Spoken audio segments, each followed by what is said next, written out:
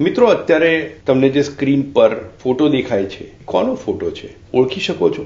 ચલો એક ક્લુ આપું છું કે એ જ્યારે એક જગ્યાએ બેઠા હતા તે વખતે એમણે ઝાડ પરથી એક સફરજન પડતું જોયું. મારા હિસાબે આનાથી વધારે ક્લુ આપવાની જરૂર નથી મોટાભાગના લોકોને.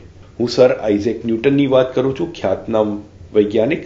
ખાલી ખ્યાતનામ કહેવું એ અન્યાય કહેવાશે એમની મહાનતા માટે. એ જે સફરજન પડતું જોયું અને તેમણે પૃથ્વીના ગુરુત્વાકર્ષણનો નિયમ દુનિયાને સમજાવ્યો.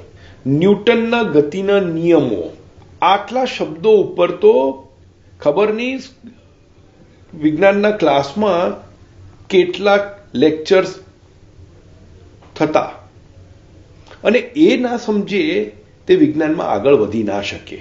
એક મહાન વૈજ્ઞાનિક, ખૂબ જ બુદ્ધિશાળી વ્યક્તિ, અને વૈજ્ઞાનિક અને બુદ્ધિશાળી વ્યક્તિ હોય એટલે સામાન્ય રીતે એવું માનવામાં આવે કે એ લોજિકલ પણ હશે, કારણ કે સાયન્ટિફિકલી વિચાર કરવા ટેવાયેલા હોય. એમની વૈજ્ઞાનિક ઉપલબ્ધિઓ વિશે તો ખબર છે, એ આટલા મોટા વૈજ્ઞાનિક હતા તે ખબર છે.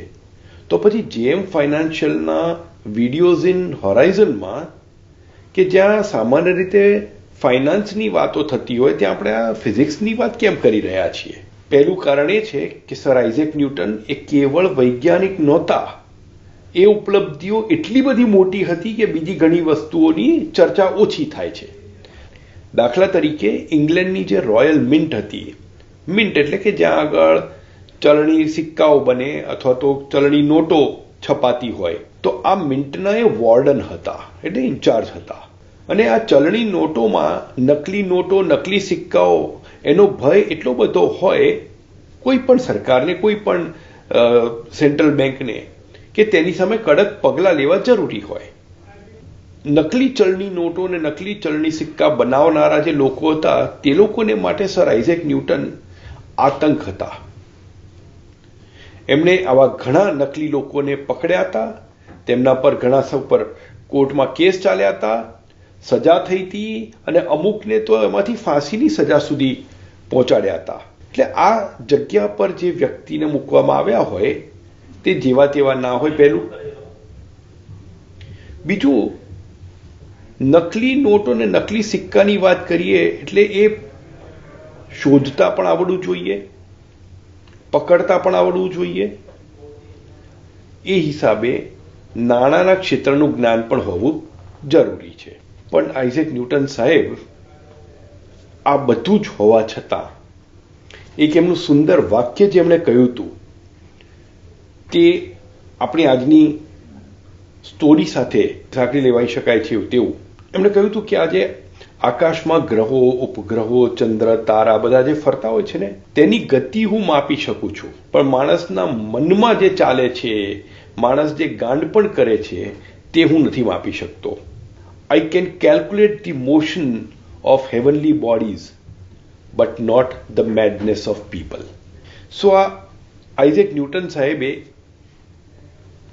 એક વખતે એક કંપનીના શેરમાં રોકાણ કર્યું હતું, અને એની આ વાત છે.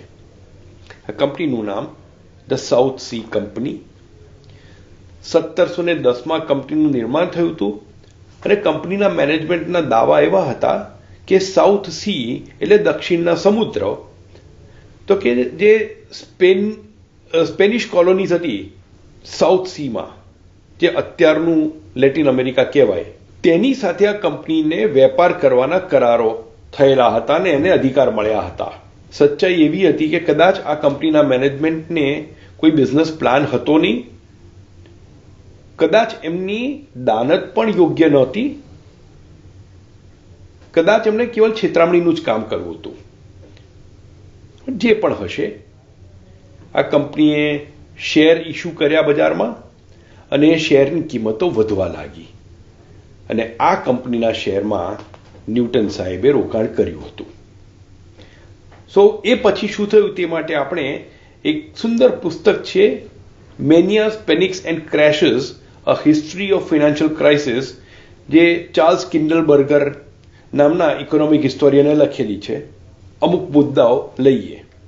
હું એનું શબ્દશઃ ભાષાંતર બી નહીં વાંચું, નહીં કરું, અને અંગ્રેજી પણ નહીં વાંચું. હું એ ખાલી આ ગુજરાતીમાં સમજાવવાનો પ્રયત્ન કરીશ કે સ્પેક્યુલેશન કરવામાં શું થઈ શકે તેને માટેનું એક ઉત્તમ ઉદાહરણ છે, અને તે આવે છે એક ખ્યાતનામ વૈજ્ઞાનિક અને માસ્ટર ઓફ ધ મિન્ટ એટલે જે પેલું ચલણી સિક્કાની નોટો પ્રોડ્યુસ કરવાની સંસ્થા હતી તે, અને તે સર આઇઝેક ન્યૂટન હતા. એપ્રિલની 20મી તારીખ વર્ષ 1720 આ દિવસે ન્યૂટન સાહેબે પોતાની પાસે જેટલા શેર હતા સાઉથ સી કંપનીના તે બજારમાં વેચી દીધા, અને આજે વેચ્યા ને ત્યારે એમને જેટલું રોકાણ કર્યું હતું તેના બમણા પૈસા મળ્યા. એમનો જે નફો થયો એ લગભગ 7,000 પાઉન્ડનો નફો હતો. 7,000 પાઉન્ડ 1720ના આજથી 300 વર્ષ પહેલાના, એટલે એ મુજબ એ સંદર્ભમાં એમને જોજો, એટલે તે વખતે 7,000 પાઉન્ડ એ બહુ મોટી રકમ ગણાય. ટૂંકા સમયમાં પૈસા ડબલ થયા, 7,000 પાઉન્ડનો નફો થયો. આમ તો ખુશ થવા જેવી વાત હોય, પણ તકલીફ ત્યાં થઈ કે એમના વેચ્યા પછી પણ જે માણસે પૃથ્વીના ગુરુત્વાકર્ષણની વાત આપણને સમજાવી હતી, પણ એમના શેર વેચ્યા પછી એ ગુરુત્વાકર્ષણની વિરુદ્ધ જઈ રહી હતી કિંમત, ભાવ હજી ઉપર જ જઈ રહ્યા હતા. અને બજારમાં માહોલ એવો હતો કે હજી તો તેજી ચાલુ જ છે, ચાલશે. અને તેમાં એક સમય પછી ન્યૂટન સાહેબ ધીરજ ન રાખી શક્યા, અને ધીરજ ના રાખી શક્યા અને પછી એમણે ફર્ધર પૈસાનું રોકાણ કર્યું, તે લગભગ બજારની ટોચ ઉપર. અને પછી આ જે શેરની કિંમત ઘટવા લાગી, આખરે જ્યારે એમણે પૈસા કાઢ્યા અથવા તો શેર વેચ્યા ત્યારે લગભગ 20-21,000 પાઉન્ડનું નુકસાન થયું હતું. પહેલી વખતે જ્યારે નિર્ણય લીધો ત્યારે 7,000 પાઉન્ડના નફામાં પૈસા કાઢી લીધા હતા. એ પછી ના રહેવાયું ને મોંઘા ભાવે રોકાણ કર્યું ને પછી લગભગ 3 ગણું નુકસાન કર્યું. મોટાભાગના લોકોને જ્યારે આવો અનુભવ થાય ને ત્યારે જે કરે તેવું જ વર્તન આપણા વૈજ્ઞાનિક સાહેબે પણ બતાવ્યું. એ કહે છે કે આ ઘટના એટલી બધી એમણે મન પર લઈ લીધી હતી કે પછીની આખી જિંદગી એ કોઈની પાસે સાઉથ સી એ શબ્દ સાંભળવા નહોતા માંગતા. મિત્રો, આવી ઘટના આટલા મોટા માણસની જિંદગીની, એમાંથી આપણે રોકાણકાર તરીકે શું શીખવા મળે?